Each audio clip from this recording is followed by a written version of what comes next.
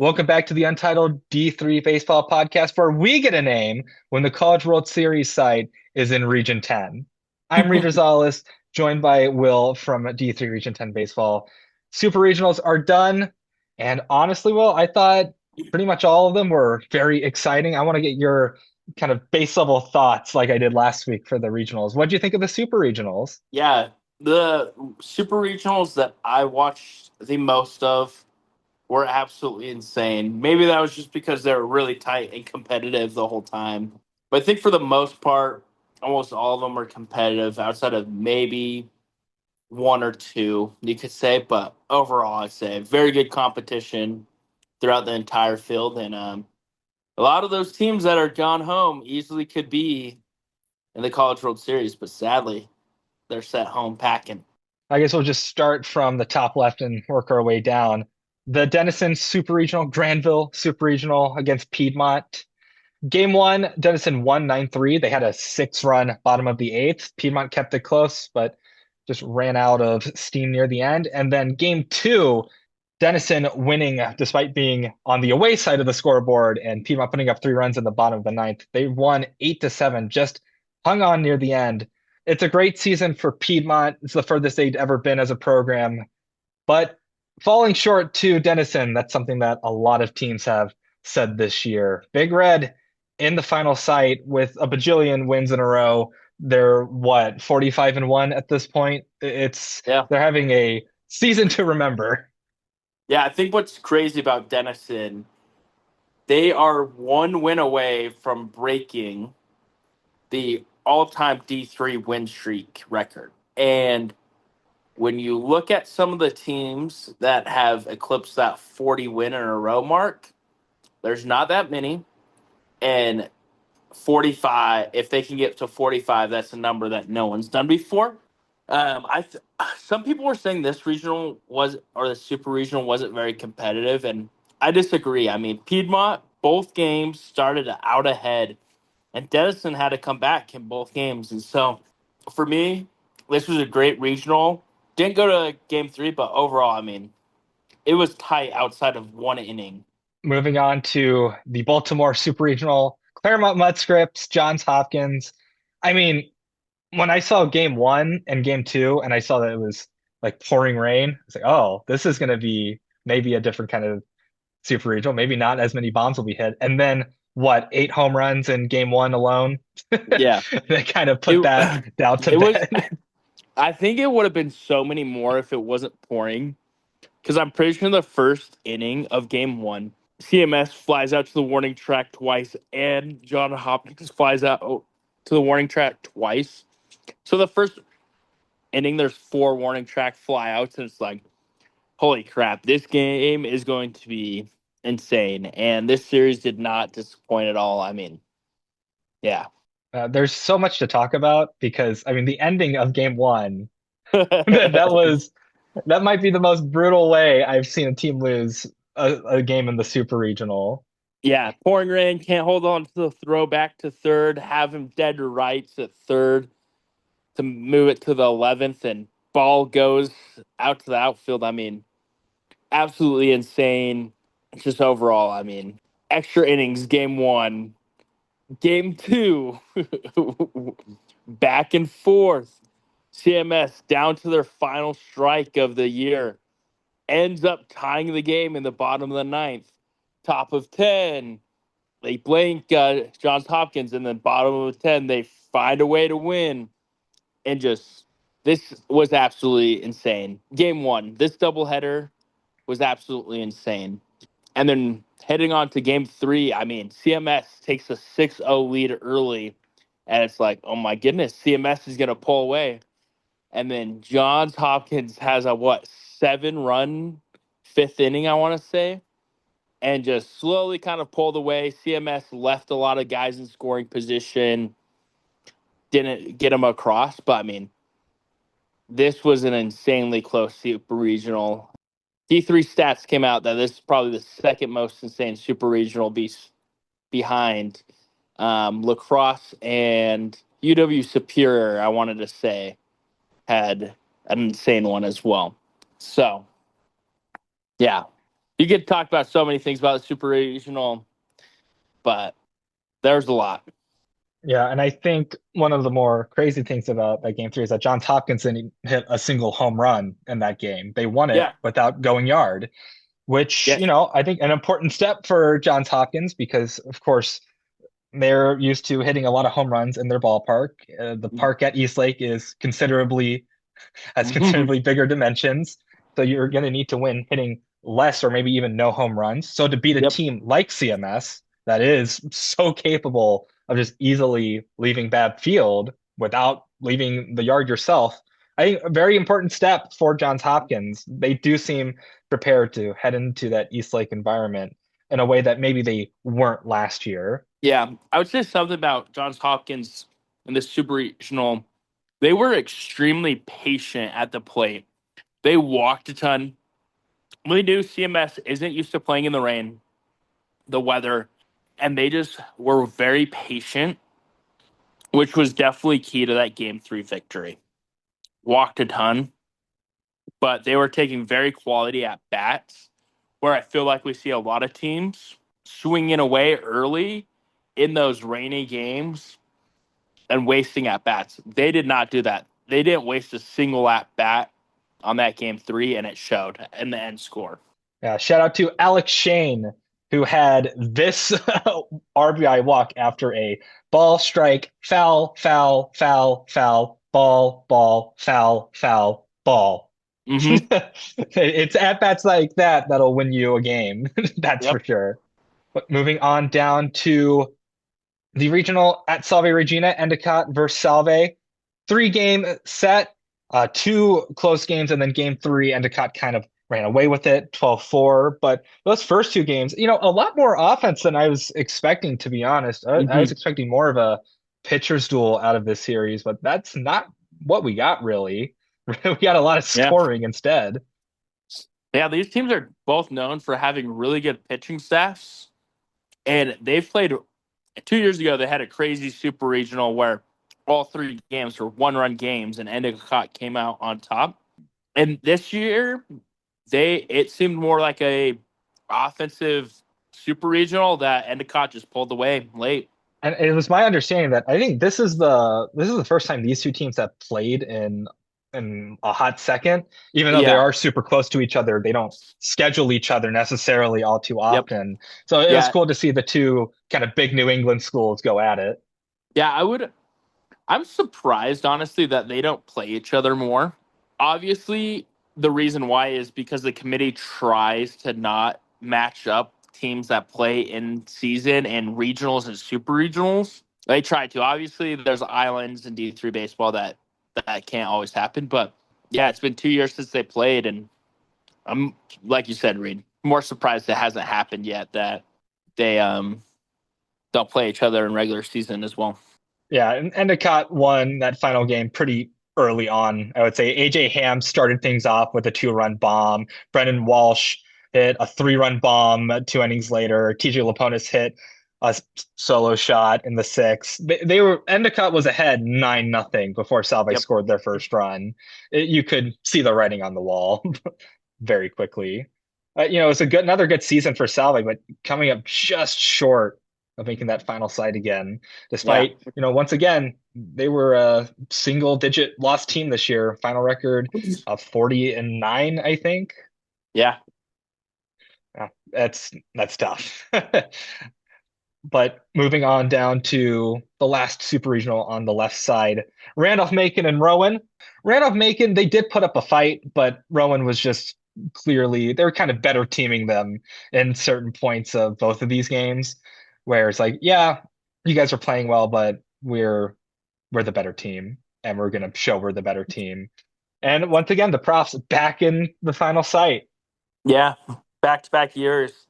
I'm trying to remember the guy who hit the go ahead grand slam at top of nine. It's gonna bug me that I can't think of his name off the top of my head.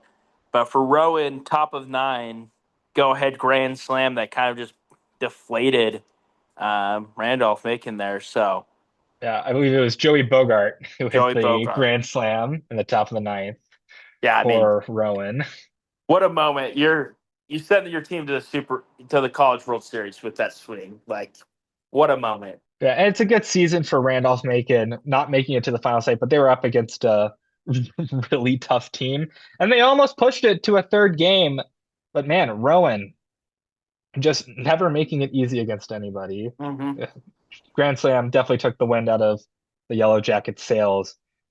I think Rowan is a much stronger team this year than they were last year. Yeah, I feel like the offense is just a little bit better. I mean, they were a really good offense last year, as we know, but I think their pitching staff has really stepped up compared to last year. And I mean, we're going to see that this coming up weekend. Yeah, I agree 100% on the pitching side. I mean, last year it's not even like a joke to say that they used three pitchers to get them to the College World Series. They had three really good starters that shut down everybody they played, and they got to the College World Series off of pretty much three guys. Yep. This year, that pitching staff is much deeper, which makes Rowan a much more dangerous team. Mm-hmm. But moving to the top right, Lynchburg Regional or Super Regional, ETBU coming in and upsetting Lynchburg. We'll call it an upset just because based on NPI, but these are two really good teams. And man, ETBU came in and they kind of thumped Lynchburg in game one. Then Lynchburg came back to win game two. And it looks like Lynchburg was not cruising in game three, but it looked like they were playing pretty comfortably until the top of the eighth happened, and then everything kind of fell apart from there. Yeah, I mean, this super regional was absolutely insane. The game one scoreboard doesn't show how close this regional that game was. There was 2 out hit after 2 out hit for ETBU. And that's how they scored their runs in game one. And that's how they won. I want to say the final score was 8-2 or 8-3. And they just kind of, it looks like they thumped them, but like realistically, it was very close baseball all the way through. Game two, I mean, Tapman for Lynchburg was just spotting pitches through a CG through like 125, 130 pitches and was just hitting spots and getting guys to roll over or pop out and got out of jams that really put ETBU in a tough spot. And yeah, game three was absolutely insane. I wanted to say his name's Eddie Garcia for Lynchburg, the shortstop. I thought he had the game winning catch. ETBU had runners on second and third. I want to say the score was 3-1, 3-2 at the time in the seventh inning. Line drive, and that guy could have dunked a basketball with how high he got up. Saves the line drive, end of inning, get out of the jam. And yeah, I mean, then ETBU and they just kind of pulled away with 3 home runs. There's not much else to say about the game. Yeah, it was crazy. I'll also shout out in game one because we had back-to-back complete games from two different pitchers. Isaac Thornton Mm-hmm. threw a complete game, which Lynchburg couldn't figure him out. Really impressive pitching from both sides. Just a good super regional all around. I mean, Yeah. it's unfortunate that one of these teams had to have their season end at this point because I think both played in a way that is what you want to be seeing on the College World Series stage. But ETBU, they flew over 1,000 miles and won at Lynchburg. Yeah. I don't even know. Apparently, they're not even back in Marshall. They just decided to stay the entire time. I mean, why Yeah. not? You just won. You can go do what you want. You're in the Yeah. College World Series. It is true. I think something that's very interesting, I think either of these two teams, I think they win any other super regional besides potentially the Denison regional, the way they played this weekend. Everything was just clicking. For the majority of the outs were hard outs to the outfield, hard ground balls, hard line drives. Like I think both these teams have potential that like if they weren't paired up against each other, probably win almost every other super regional. And moving on to the Salisbury Super Regional, U Chicago versus Salisbury. Salisbury gets the sweep, but it's a sweep in two pretty close games. They were Mm-hmm. exciting, but Salisbury used that home field advantage to their advantage, not having to travel as far as U Chicago did. Yeah. And, I like to say that depth of pitching wins championships, and Salisbury definitely did prove that because, yeah, pitchers were very good for the Seagulls for the most part. Yeah, I honestly did not watch an inning of this series. So I don't have much to comment. Like you said, Salisbury seems to have a really good pitching staff, especially in the back end. We saw this in the regional, and I have no doubt like their pitching staff is going to surprise a lot of teams or coaches this coming up weekend. Yeah, it's a solid sweep of a U Chicago team that, I would say kind of defied my expectations after a rough start to the year. Mhm. To get to the super regional point is very impressive. But shout outs to the Salisbury pitching staff that despite Chicago out hitting the goals in both games, they were able to scatter those hits in a way to make it so that they still won those games. But yeah, congratulations to the Maroons on a solid year. I mean, UAA, always a tough conference to get out of, especially because you're Yep. playing 4 game series every week Hmm. and traveling further than really any other conference other than maybe the SAA at this point now that Yep. Trinity and Southwestern are there. But we'll go down to the Adrian Super Regional, Adrian, Bethany Lutheran. This was the Super Regional against the non one seed teams, the only Super Regional that produced a non one seed team that'll be in the College World Series this year. Mhm. At 3 game set, Bethany Lutheran won a close game 1, and then Adrian won a more convincing game 2 and then a close game 3. It was the same score as game 1, but the roles were just flipped in a 3-2 win. I'd say a pretty solid super regional. Adrian in the College World Series. Yeah, I remember voting Adrian pretty early, maybe like 2 or 3 weeks into the season, maybe a little bit later for my top 25. And they just looked really good offensively. I mean, they did the same thing this weekend. A lot of their outs were really hard outs. And I mean, you got to tip the hat to Bethany Lutheran. They have less than 700 people enrolled at their school, and they just went to a super regional. Tip of the hat to them. That's one heck of a series. I think last year or 2 years ago, they went to the NWC, and I think they got swept in the NWC when they went out there, maybe won one game. I think they went like 1-7 or 0-8 in like a week and a half out in the Northwest Conference. So that program developing as much as it has in the last 2 years is really awesome to see from Bethany Lutheran. And I'm sure we're going to see some really great baseball in the future. But Adrian just ended up outplaying them at the end of the day. And that's what happens in super regionals. You, there's only two of you. You either beat them or you don't. Congratulations to Adrian making the College World Series field. Despite not being the one seed in their regional, they're the one team that has made it. And they were not the one seed in a pretty tough regional as well, but they got to Yep. host both the regional and the super regional. So home field advantage still being a very notable advantage. But going to the Baldwin Wallace Super Regional, Messiah got swept. Baldwin Wallace looked very good. Hmm. Probably the most dominant super regional performance, maybe in Yeah. terms of just it was a little lopsided, even though in game 1, Baldwin and Wallace hit a 3-run jack in the bottom of the first, and Messiah just could not get anything going offensively. They got Hmm. reduced to only getting 4 hits. So great job from Baldwin Wallace pitching. Uh, Britt Castura, complete game shutout. Yeah, not a lot you can do if you're Messiah if Yeah. you're getting shut out by one guy.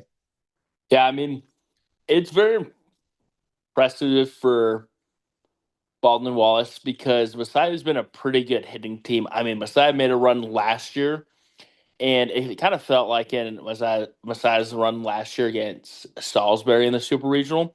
Salisbury just didn't know what to expect from them.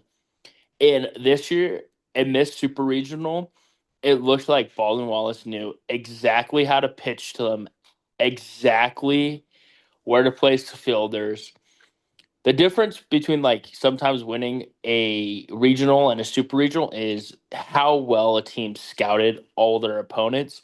And this just purely looked like it. Yeah, I completely agree. Baldwin Wallace back in the College World Series field. They're familiar with this place. They were there a couple years ago. Yeah, and that sets our final field. I'll just list them down by seedings. We got Denison, Rowan, Salisbury, Johns Hopkins, Baldwin Wallace, Endicott, Adrian, and ETBU over in East Lake. First of all, before we really get into it, shout outs to all the SIDs and support staff at all these campuses that hosted regionals and super regionals.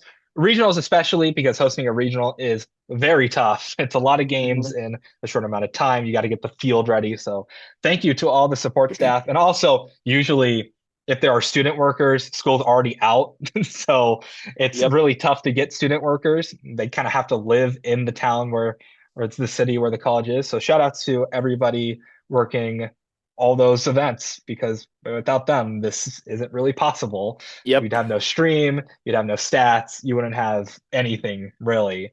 So Yep. shout outs to everybody. But looking at looking at this bracket, Will, it seems to me like you got some really good hitting teams in the bracket one side, which is Johns Hopkins, Baldwin Wallace, Denison, and ETBU. And then on the other side, you've got some, I would say, really good pitching teams for bracket two, with Salisbury and Endicott kind of being the standout names there. They face each other immediately. Adrian and Rowan more hitting inclined than Salisbury and Endicott, but I think two pretty interesting brackets to look at. We said this not in the recording, but I said to you that I think Denison is still the favorite, but I wouldn't say they're like an over 50% chance to win kind of favorite. They do Hmm. feel like maybe a bit of a plurality favorite to win because I think Denison could get beat by one of these teams, but it's just a Yep. question of who will step up and do it. All these teams are very hot, right? But for ETBU, you just took 2 of 3 versus the number 2 team in the nation. And now you face your reward, right, is to face the number 1 team in the nation game one. But when you think about that, like what confidence does that give you? It's like, okay, we beat the number 2 team in the nation. Like we're just playing the number 1 team in the nation. I I would not be surprised if ETBU does take a game from Denison, but at the same time, Denison has found a way to win every game except for one game against Salisbury. Like they've just done it against every all competitions. So yeah, that side of the bracket, like you said, Reed, is very hitting focused. There's really good pitchers, but I mean, we might see some slugfests, especially when we get later into those like mini regionals per se. Yeah, and it's a stat that I like to keep track of is in the past, I think 20 years, every team that's won the Natty has had a pitching staff ERA within the top 25, which applies to 5 out of these 8 schools that are in Mm-hmm. this final field. We'll see if I think it's Rowan, Adrian, and ETBU that are not in the top 25 in terms of pitching staff ERA. We'll see if they can buck that trend. One thing we probably should also do is we should make a triangle or trapezoid of excellence for this and add like hitting into it because I feel like a majority of these teams also fall into that category as well. Like top 25 offensive teams. I regress. There's gonna be you said 5 of the 8 top Yes, 25. yeah. Salisbury and Denison are number 2 and number 3. Endicott is number 5. Mm-hmm. Baldwin Wallace is 18, and Salve's not in it. I miscounted, Mm. so maybe it might be only 4 of the 8. Yeah, because ETBU and John Hopkins are never going to be in it because of where they play. And if they are, they have Sayers Collins on the mound for all 3 games. But I'm definitely biased because I do like pitching. I do like Yeah. really good pitching. Despite what some accounts on X or Twitter might say about the quality of Division 3 baseball, I think it's good pitching. I don't know. I watched Pacific Lutheran beat Washington, so Yeah, I don't know. I don't know. Maybe I'm Apparently, watching different baseball. dude, I had a heyday, and if you guys are listening and you know, I was so pissed at this one account this week. So, All right. Well, we'll get into the heads up challenge that I gave to Will last week, which was, and I would drive 500 miles and I would fly 500 more, where I asked Will to pick a team that would travel the furthest to win a super regional and travel the furthest to lose a super regional. He picked CMS to win. CMS did not win at Johns Hopkins. They fell in 3 games in a bit of a heartbreaker for the Stags. They instead were mhm. the team that traveled the furthest to lose a super regional. It was actually ETBU that traveled the furthest to win a super regional. They traveled over 1,000 miles. They didn't Mhm. even bother coming back to Texas. They just Yep. decided to stay over there since, the College World Series starts this week anyways. Well, I mean, we learned geography at least in this challenge, but We did we not we go did well. we did learn some geography. We went 0 for 2 again. My challenge that I had challenged you was a first. I don't remember the exact wordage, but it was a first timer or well experienced, and that will be decided by Wednesday next week, hopefully, barring weather. Barring weather, exactly. And you said Lynchburg would be your repeat champion That's if there was one, and they are no longer. So we'll go 0 for 1 there. But you said Denison yeah. would be your first timer. So hopefully Denison pulls through. Okay. Well, my challenge for you for this College World Series, I'm calling this heads up challenge. Birds of a feather fly together. We Okay, we one happen to second. have Let me guess. Let me guess this challenge. This is going to be about the bird teams in the College World Series. Oh, yes, it is, Will. So we have conveniently 4 bird teams in the College World Series this year. Johns Hopkins, who are the Blue Jays, Rowan, who are the Profs, which are an owl mascot, Salisbury, the Seagulls. Oh, hey, and Endicott are also the Seagulls. Will, I just need you to tell me, will the Birds have a winning record in the College World Series? Let me think. And let me. I'm going to say they're going to go 500. They're not going to have a winning record. They're going to go 500 if one of them does not win the championship. They will be over 500 if one of them wins the championship. And there's a good chance that we have a bird in the championship Yep. because 3 out of 4 on bracket 2 are birds. Yep. But I'm going to say they go 500. They don't go under 500 or over 500. They go 500. Right, we'll lock that in. The birds will will have a very mediocre experience at East Lake this year. A lot of interesting birds over in northern Ohio. We'll see which ones are most suitable to the weather. I think it's going to be exciting. I'm really excited. I think we got 2 pretty different brackets for this year. The way it just happened to line up that way is Mhm. pretty awesome.